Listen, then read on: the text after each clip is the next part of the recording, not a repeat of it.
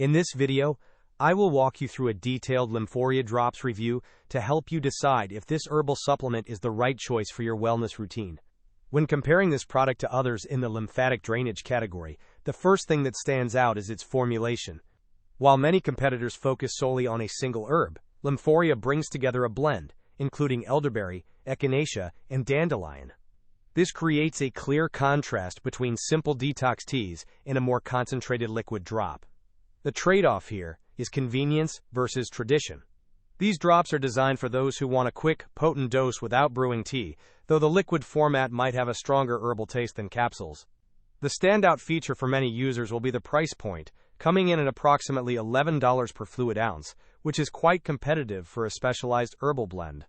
For those looking for long-term support, the subscription option offers a small savings boost, though it is important to note that these items are non-returnable due to food safety reasons once they arrive.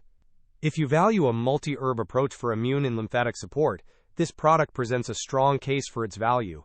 Which of these ingredients do you prioritize most in your supplements? Let me know your thoughts in the comments below, and don't forget to like and subscribe for more deep dives into health and wellness products just like this one. Thanks for watching the review.